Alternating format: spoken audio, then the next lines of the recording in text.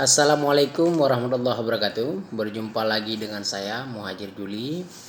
Pada kesempatan berbahagia ini kita akan melanjutkan pelajaran bahasa Aceh, belajar menulis dalam bahasa Aceh.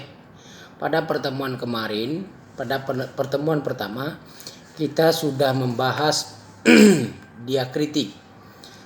Diakritik yaitu tanda baca agar kita bisa membedakan kata melalui bunyi sehingga kita memahami makna yang sebenarnya.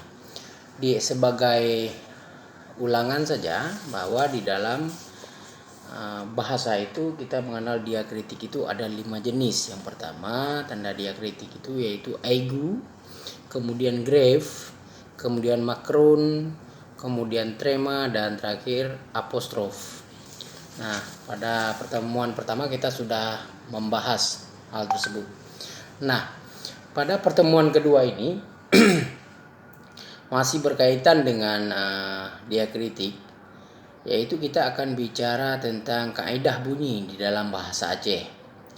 Kaidah bunyi bahasa dibicarakan di dalam bidang fonologi, yaitu ilmu bahasa yang mempelajari bunyi bahasa.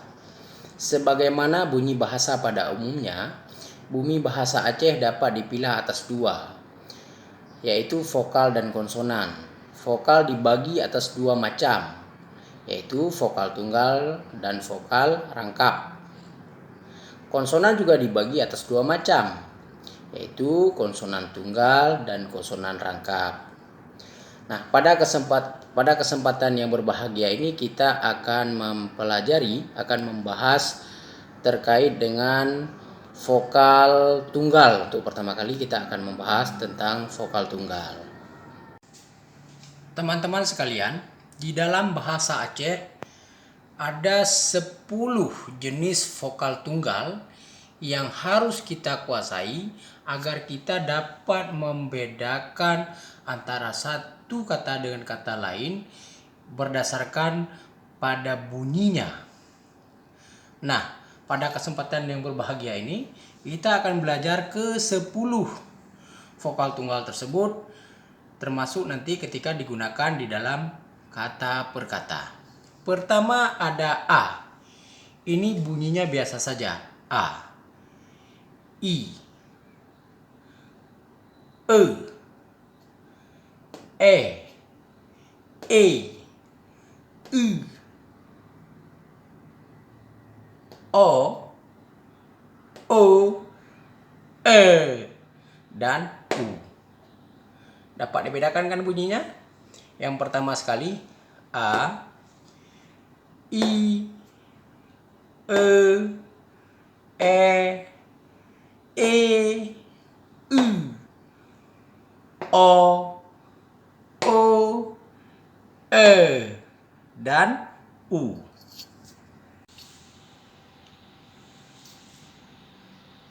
Nah, untuk vokal A, biasa saja kita baca adun. Kalau dalam bahasa Aceh ini artinya abang. Ada. Dalam bahasa Indonesia ini artinya sekiranya. Kemudian ba, rap, raga, saka. Nah, cara bacanya ya biasa saja, tidak ada perbedaan bunyi. Pertama adun, ada, ba, rap, raga, saka. Nah, ini saka ya. Kemudian ini tadi ada i. Ini i yang ini. Nah, di dalam penggunaan digunakan di dalam kata seperti ini. Iku, ija, bit, sit, li, gli. Iku, ija, bit, sit, li, gli. Biasa saja, i-nya tidak berubah bunyinya. Kemudian ada e. Nah, ini memang ribet ketika bicara e ini, karena banyak sekali varian bunyinya. Yang pertama e yang ini. Nah, e yang ini penggunaannya seperti ini. Le, banyak dalam bahasa Indonesia. Le,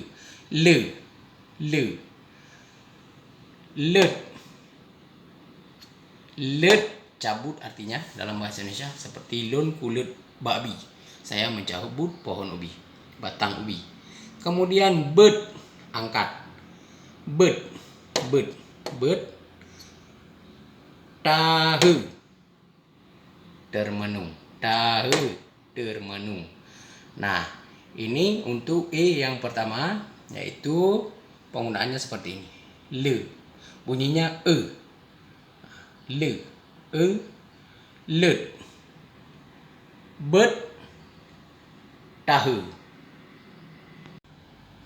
Yang keempat, vokal yang keempat, vokal vokal vokal ini seperti ini dia. Lihat, lihat. Anu, anak. Gede, ini dia tadi. Gede, warung artinya. Kemudian kebai, kebal. Nah, penggunaan ya seperti ini contohnya tadi ya. Lihat, kemudian anu, kemudian gede, kemudian kebai. Nanti di dalam kata-kata yang lain kita juga bisa menggunakannya. Ini hanya contoh saja. Nah, selanjutnya bacanya ini bunyinya. Ini aigu ya. Ini tanda diakritik ada di atas. Ini untuk membedakan bunyi.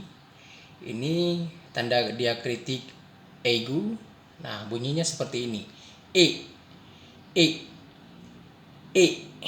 Di dalam bahasa Aceh itu memiliki beragam arti kalau diterjemahkan ke dalam bahasa Indonesia. Tergantung penggunaannya di mana. Bisa berarti mau, bisa berarti naik, bisa berarti sanggup. Nah, kemudian nah, perhatikan tanda aigunya di atas. Nah, ini dia. Tidur. Alih. Nah, perhatikan juga tanda aigunya. Kemudian tabi. Nah, tanda aigu ya. Dia naik ke kanan ya. Mereng tapi arahnya ke kanan. Kemudian ada li. Oleh li. Nah, tetap ini aigu ya. Jadi bunyinya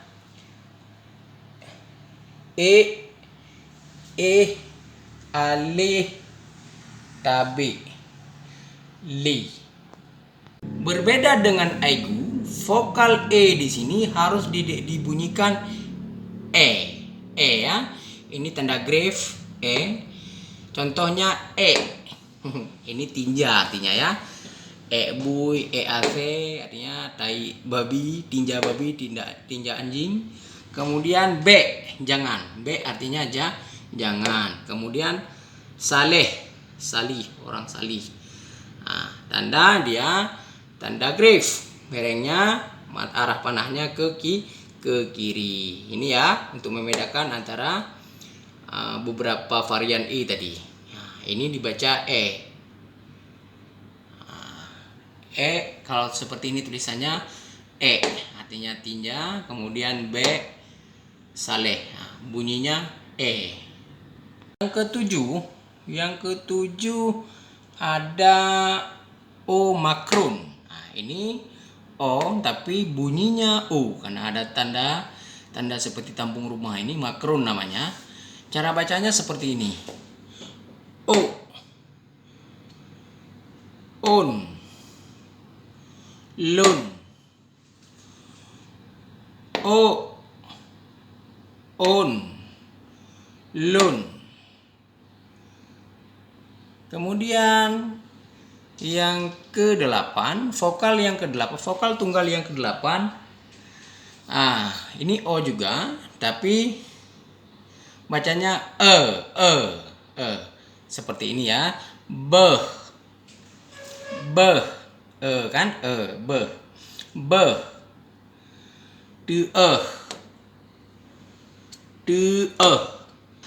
gade. Kita di sini menggunakan titik 2 di atas yang disebut dengan trema. Jadi Walau sama-sama O, tapi ketika diberikan trema, bunyinya sudah menjadi e, e, be, de, gade. Gade hilang, kamu jangan hilang di hatiku ya. Kemudian ini O, yang ke-9 O. O ini seperti O biasa yang digunakan di dalam bahasa Indonesia. Ini contohnya lob. Lob itu membalikkan halaman buku, halaman kitab maupun halaman Quran. Sifatnya membalikkan kertas yang berhalaman-halaman. Lob, lob, lob. Nah, O ini tidak memasang tanda diakritik. Nah, ketika Anda menemukan O seperti ini, maka bacanya O, lob. Kemudian ada boh, buah. Bukan beh ya, kalau beh buang, ini boh, buah. Kemudian o, bohong, bohong. Kalau manusia raya o itu berarti pembual besar. Vokal tunggal yang terakhir di dalam bahasa Aceh itu U. U ini tidak mengalami perbedaan bunyi. Dia sama seperti penggunaan U di dalam bahasa Indonesia, yaitu U. Uram. Artinya pangkal. Kemudian ada U kelapa. Kalau ada yang bilang lun EU, berarti pekerjaannya dia panjat kelapa. U tidak ada tambahan apapun, hanya U saja. Kemudian bu nasi. BU nasi. Bu nasi. Jadi penggunaan vokal tunggal U itu tidak mengalami perubahan bunyi apapun.